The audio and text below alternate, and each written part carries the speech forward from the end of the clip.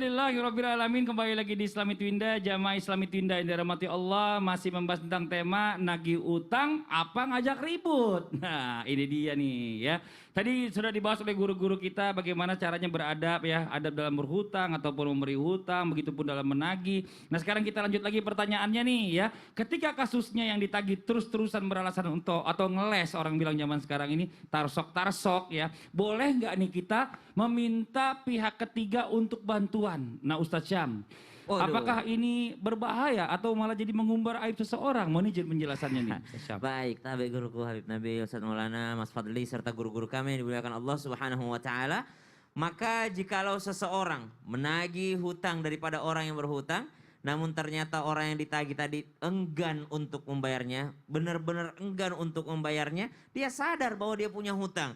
Tapi dia tidak mau bayar karena merasa dia punya power lebih kepada orang yang diutangi tadi. Misal nih, ada seseorang yang mempunyai kedudukan yang lebih tinggi, lalu mengambil lahan orang lain atau mengambil benda orang lain dengan dalih berhutang awalnya. Maka subhanallah, ketika dia tidak mau membayarnya, tentu ini dinilai di mata Allah Subhanahu wa taala. Namun Ustadz, kita mau urusannya ini selesai di dunia aja, nggak mau urusan akhirat. Boleh nggak kalau kita meminta kepolisian atau pihak yang lain atau pihak ketiga untuk membantu kita dalam menagih hutang? Sejauh yang kami ketahui bahwa ini adalah hukum perdata dan ini tidak memakai yakni kepolisian untuk penagihan. Namun ternyata negara kita negara hukum, maka boleh untuk mengajukan kasus tersebut kepada pengadilan untuk diadili secara hukum perdata tadi, bukan hukum pidana. Maka subhanallah boleh untuk yakni mengajukan kepada pihak berwajib ataupun kepada negara kita. Karena itulah gunanya ulil amri. Suatu ketika ada yang datang kepada Sayyidina Umar bin Khattab, wahai Amirul Mukminin, saya ini merasa bahwa tetanggaku ini mengambil hakku sedikit. Ya, hakku sedikit diambil. Apa yang diambilnya? Ada sekitar tanahku ini beberapa jengkal, itu patok tanahnya menyeberang ke tanahku. Mana orangnya? Panggilkan orangnya. Maka dipanggil oleh Sayyidina Umar bin Khattab. Dipanggil ke rumah Sayyidina Umar bin Khattab, ditanyakan, apakah engkau mengambil hak orang lain? Maka tetangganya tadi mengatakan, sepertinya tidak wahai Amirul Mukminin. Saya tidak merasa mengambil haknya.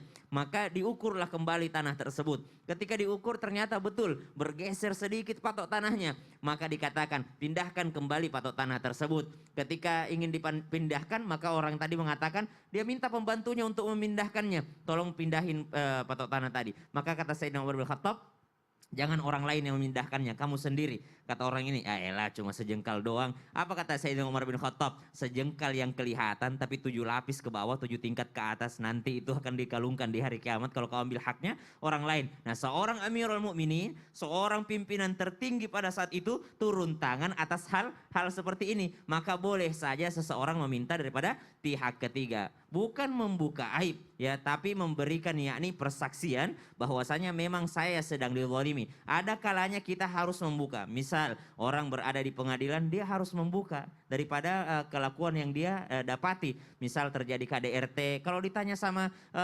jaksa, ditanya sama penasehat hukum, maka dia harus membeberkan fakta yang terjadi tanpa menambah-nambahi atau membumbu-bumbui. Ada orang datang ke dokter, misal ditanya tentang penyakitnya, maka dia harus membukanya. Bukan berarti dia membuka aibnya. Misal ada pasangan suami istri belum memiliki keturunan, mereka datang ke dokter, maka dia harus membuka bahwasanya ada hal yang seperti ini, hal yang seperti ini, suami saya seperti ini, istri saya seperti ini. Membukanya bukan dalam hal membuka aib, tapi membukanya dalam hal mencari solusinya. Maka seseorang boleh saja melakukan yakni memanggil pihak ketiga untuk menagih hutangnya kepada orang yang tidak mau membayar hutangnya. Tapi bukan berarti kita menghalalkan kezaliman yang ada. Kezaliman tidak boleh dibalas dengan kezaliman juga, karena banyak yang menggunakan jasa preman nih, jasa preman untuk memukul orang lain. Itu bukan menyelesaikan masalah, tapi menambah masalah. Wallahu taala ya, alam. jadi pihak ketiganya ini intinya adalah yang berkompeten ya. Betul. Bicara masalah tentang hukum gitu. Benar. Atau mungkin orang-orang yang disegani seperti Betul. itu. Bukannya pihak ketiganya berupa preman ataupun curhat di sosial media. Naudzubillah. Sosial media akhirnya kita yang nagih, kita yang kena UITE, mempermalukan sekali. orang, aduh berbuat perbuatan yang tidak menyenangkan. Nauzubillah min dzalik. Jadi kita harus tahu tekniknya. Nah sekarang kita lanjut lagi nih ya. Bicara masalah tentang hutang piutang. Yang namanya manusia ini hidup gak selalu berjalan mulus. Ada kalanya manusia itu sedang roda perekonomian ada di bawah. Nah mau nggak mau kita harus berutang. Nah tapi bagaimana kalau seandainya ekonomi di bawah terus dan akhirnya berhutang terus? Nah ini mau izin Ustaz Maulana. Tafadhol Ustaz Maulana, silakan.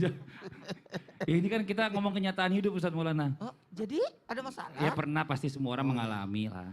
Tapi udah selesai. Alhamdulillah. Oh iya baik. Kan diminjam duit mau Ustaz. Mohon Minjem maaf, dong, aku mau minjem. izin dulu ya. Iya, iya silakan. Izin Habib, izin Sasam. Rese dia ngomong terus. Baik, bismillahirrahmanirrahim. Satu hal buat kita, berbicara tentang utang memang tidak ada habis-habisnya. Banyak masalah di dalamnya. Karena kaitannya dengan kehidupan. Yang namanya kehidupan, kadangkala orang mohon maaf. Seandainya manusia itu dikasih 2 gunung emas pasti masih minta lagi tuh. Makanya sifat qanaah yang harus ada pada diri kita merasa cukup. Hati-hati ya, ada dampak buruk bagi orang yang sering berutang. Nggak usah terlalu cari jauh-jauh contohnya. Kehidupan keseharian, mohon maaf, kadang-kala gini, maaf, saya pinjam kata-kata ini. Kadang-kala seorang orang tua dalam hal ini ibu berkata, pergi saja ambil di sana di warung, nanti ibu bayar. Beritahu nanti dibayar. Pengalaman Ustaz. Bukan.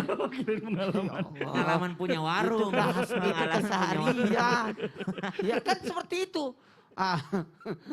Sekarang kan ada ya mini market gitu sekarang ya. Jadi nggak bisa ngutang sekarang. Karena rata-rata ya nggak mungkin. Ternyata ada dampak buruk jikalau orang keseringan berutang. Dampak buruknya yang disebutkan oleh Rasulullah SAW berdampak berbicaranya pasti dusta. Pasti banyak. Alasannya macam-macam itu. Dan bisa jadi dia jadi orang yang sering beringkar janji. Jadi hati-hati kalau keseringan berutang. Allahu Akbar, keseringan berutang. Orang yang berutang itu harusnya ada jaminan. Apa jaminanmu kau berutang? Apa yang kau jaminkan? Karena hati-hati, ketika orang berutang tapi tidak ada yang mau diandalkan, tidak ada yang mau dijaminkan. Mohon maaf, saya pinjam kata-kata ini karena membahayakan pada dirinya. Karena dosanya terampuni jikalau mendapat penyelesaian dari pemberi utang. Jadi dosanya itu tidak bisa kasihan. Mohon maaf itu. Kapan jadi dosa sebenarnya?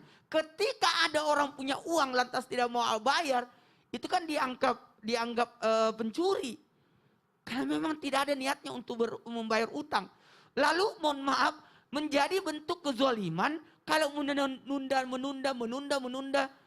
Aduh ya Allah, kasihan juga itu. Makanya ini pembelajaran juga nih bagi pemberi utang. Sekali lagi, para pemberi utang, berilah pinjaman atas kelebihan dari harta kita. Jangan harta pokok kita. Sehingga kalau dia tidak bayar, kita aman. Tidak mengganggu keuangan kita. Jangan keuangan pokok kita yang kita kasih. Hati-hati, utang tetap akan dibayar sampai ke akhirat.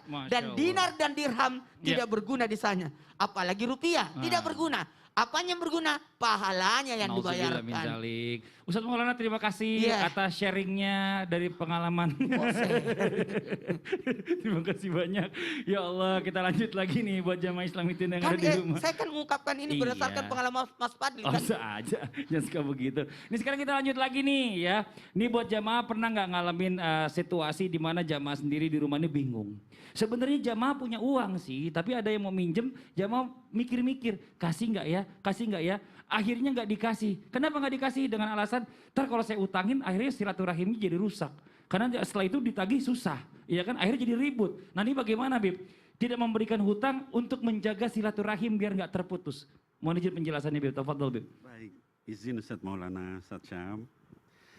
Para pemirsa yang dimuliakan Allah Subhanahu wa taala. Bagaimana hukumnya ya ketika kita kemudian ada orang datang lalu kemudian orang itu berhutang sama kita, lalu apa kita kasih apa enggak, ya kita khawatir itu putus silaturahim. Pertama, para ulama menyatakan bahwa ketika kita datang orang yang yang mau berhutang, pertama tentunya dipastikan kita punya uang apa enggak. Enggak punya, enggak bisa membantu, ikut-ikutan Ustaz Maulana. Nah, kemudian yang kedua, ya kata para ulama adalah ketika misalnya ada orang yang berhutang, itu bukan kita menilai dulu apa kita mau ngasih apa enggak. Tapi setelah kita punya uang, kita lihat dulu darurat apa enggak. Ya. Kenapa? Kalau darurat maka wajib dibantu. Dalilnya apa? Dalilnya di dalam hadis dikatakan baginda Rasul sallallahu alaihi wasallam menyampaikan, kata beliau, "Innallaha fi aunil 'abdi ma kana al-'abdu fi auni akhi." Allah itu sesungguhnya Allah akan senantiasa bersama seorang hamba selama atau sepanjang hamba itu membantu kepada saudaranya. Nah, jadi hadirin wal hadirat, kalau kita sudah punya uang, maka kita lihat dulu. Yang kedua, ini orang darurat apa enggak? Kalau darurat maka bantu. Lalu yang ketiga yang harus kita pertimbangkan adalah apakah dia mampu untuk membayar atau tidak. Ini penting, gitu ya. Kita sudah punya uangnya. Lalu orang itu kita lihat dia bukan untuk apa foya-foya dan sebagainya, hal yang enggak penting gitu ngutang, tapi hal yang darurat. Yang ketiga adalah dia bisa bayar apa enggak? Itu penting dipertimbangkan, ya. Kenapa? Karena kalau dia orang yang nggak bisa bayar, kita lihat wah ini kayaknya dibantu juga diutangin, nggak bisa bayar kelihatannya. Maka hendaknya kita mempertimbangkan untuk misalnya apakah kita bantu sesuai hutangnya atau kita bantu yang kira-kira kalau misalnya nggak dikembalikan nggak masalah gitu. Ya, jadi artinya apa? Ya sudahlah, misalnya saya mau bantu sekian, baik kita akadkan di awal atau di akhir. Akadkan di awal itu maksudnya apa? Maksudnya adalah dari awal kita bilang, Mas atau Mbak, ya ini saya ada uang segini, saya cuma punya segini. Kalau nanti mampu dikembalikan, khair insya Allah. Kalau nggak mampu juga nggak apa-apa, saya ikhlas. Dari awal itu akadnya, udah kita kasihin, ya. Atau di akhir, ya biarin aja. Nanti kalaupun dia nggak mampu bayar, saya ikhlasin, gitu kan. Nah jadi itu yang ketiga, kemampuan orang untuk membayar atau enggak. Saya berikan satu contoh di dalam sejarah, ya di dalam sunnah dikatakan ada seorang namanya Qais bin Abdullah bin Ubadah, ya Al-Ansari. Jadi dia ini anak kepala suku di Ansor, pimpinan yang punya uang banyak. Ketika dia sakit kok kerabatnya itu nggak ada yang nengok, hanya sedikit. Lalu dia bilang, kenapa ini kok nggak ada yang memperhatikan saya? Orang-orang itu karena kamu sering memberi hutang sama orang-orang mau datang takut katanya ditagih. Terus dia bilang, saksikan bahwa semua orang berhutang sama saya ikhlaskan karena Allah. Maka tiba-tiba satu kampung datang semua, sampai dikatakan rumahnya itu hampir roboh karena terlalu banyak orang yang datang mau nengok. Nah, jadi ini menunjukkan ya kalau kita mampu udah ikhlasin aja, ya mudah-mudahan jadi pahala. Kalau kita mampu, Kalau mampu. Kalau nggak mampu jangan juga, kasihan ya Allah. Kasihan. Sedangkan yang namanya kita hidup di dunia ini butuh yang namanya uang ya Bib ya. Betul sekali. Nah kalau ada kelebihan tadi kata Ustadz Maulana boleh. Kalau seandainya kita nggak bisa minjamin, kasih aja semampu kita. Itu Betul lebih sekali. menyelesaikan masalah supaya orang nggak Daripada berhutang. silah muratuahnya renggang. Betul. Nah sekarang kita lanjut lagi nih Ustadz Maulana Habib Nabil Ya. Ustadz Syam ya. Baik. Kita menjawab lagi pertanyaan yang masuk yang ada di sosial media Islam itu Indah di segmen Tanya Dong Ustadz. Kami semua tanya dong Ustaz. Iya ini ada pertanyaan bagus nih berkaitan dengan tausiah tadi ya dari Instagram Mbak Allah nih. Assalamualaikum Ustadz Ustazah, minta tolong jangan sebut nama saya ya. Udah nggak disebut nama saya. Jadi gini, saya punya tante, beliau buka usaha toko kelontong. Cukup banyak dari pelanggannya yang melakukan pinjaman mulai dari bahan pokok atau kebutuhan primer hingga kebutuhan sekunder. Dengan mudah tanteku memberikan pinjaman tersebut dengan alasan ingin membantu mereka. Namun ada suatu waktu di mana salah seorang pelanggan meminjam dalam jumlah cukup banyak dan melebihi waktu yang diperkirakan. Akhirnya tante saya mulai jengkel. Kemudian curhat plus ngomel ke saya. Pertanyaannya, apakah rasa jengkel ini menjadi indikator berkurangnya rasa ikhlas? Jika iya, apakah amalan dengan niat ikhlas membantu menjadi berkurang bahkan hilang akibat rasa jengkel itu? Sekian dan terima kasih. Wassalam. Nah ini Masya Allah. Ustadz Syam dijawab nih, tantenya ini terlalu baik ya Ustadz Maulana. Saking Harusnya- baiknya banyak dipinjemin orang, tapi ada yang berlebihan Iya. minjemnya. Aku diam-diam kok sebut-sebut lagi nama aku. Orang nanti Mas Fahmi. Harusnya ini apa-apa. ditunjukin aja nih siapa yang Iya, bertanya ini. Harusnya iya. itu nggak usah hamba Allah juga ini yang bertanya. Harusnya ditunjukin aja biar yang berhutang tuh tersinggung gitu kan. Janganlah kasihan lah. Supaya bisa bayar hutangnya. Kasihan orang toko kelontong diambil terus. Subhanallah. Maka ternyata rasa jengkel apakah mengurangi keikhlasan? Maka ternyata mempertanyakan itu tidak masalah. Malaikat dan iblis itu sama-sama mempertanyakan tentang penciptaan Adam alaihissalam. Jadi malaikat ini nanya ke Allah, untuk apa sih bikin manusia ya Allah? Untuk apa sih menciptakan manusia? Iblis juga mempertanyakan, iya ngapain ciptakan manusia ya Allah? Lalu Allah jelaskan alasannya. Maka ternyata malaikat setelah mempertanyakan ini dengan protesnya kepada Allah langsung mengatakan subhanaka la ilma lana illa ma 'allamtana innaka antal alimul hakim. Artinya mereka tunduk kepada Allah Subhanahu wa taala atas apa yang diperintahkan Allah. Namun iblis beda responnya. Iblis langsung mengatakan khalaqatani min nar wa khalaqatahu min tin. Aku lebih baik daripada dia. Kau ciptakan aku daripada api, engkau ciptakan ia daripada tanah. Aku tidak mau bersujud kepadanya ya Allah. Maka ternyata rasa jengkel, perasaan protes di dalam hati, perasaan curhat, ngedumel dalam hati itu tidak mempengaruhi keikhlasan seseorang. Kenapa? Karena sangat manusiawi sekali ketika ada orang nyakitin kita, zalimin kita, lalu ada perasaan tidak enak dalam hati. Sangat manusiawi sekali. Dan ikhlas itu dilatih. Tidak ada orang yang bisa tiba-tiba langsung ikhlas 100%. Tidak ada orang yang mungkin langsung bisa diambil haknya lalu dia mengatakan ya sudahlah. Diambil haknya ya sudahlah bukan milik saya. Tidak, justru ternyata Nabi SAW mengajarkan kita boleh kita berperang atau boleh kita mengangkat senjata. Kalau ada orang yang melukai keluarga kita, ada orang yang mengambil harga diri kita, mengambil harta kita, maka kita boleh yakni memasang nyawa, memasang badan kita kalau ada orang yang mau ngambil hak kita. Nah ini orang ini mau ambil hak kita nih. Berhutang, tapi tidak ada niat untuk membayarnya. Maka boleh kita pasang badan di depan. Jangankan jengkel, angkat senjata aja boleh dalam Islam untuk mempertahankan harta benda kita. Mempertahankan keluarga kita. Maka subhanallah kalau dikatakan berkurangkah keikhlasannya ketika saat dia membantu dengan niat karena Allah. Maka insya Allah sudah terhitung ikhlas pada saat awalnya. Namun di tengah-tengahnya mungkin agak melenceng sedikit. Bukan karena dia tidak ikhlas, tapi ikhlasnya diganggu oleh orang yang dibantunya tadi. Misal ternyata Sayyidina Abu Bakar As-Siddiq pernah membantu ponakannya. Membantu. Ternyata terjadi fitnah terhadap Sayyidatina Aisyah radhiyallahu ta'ala anha wardaha.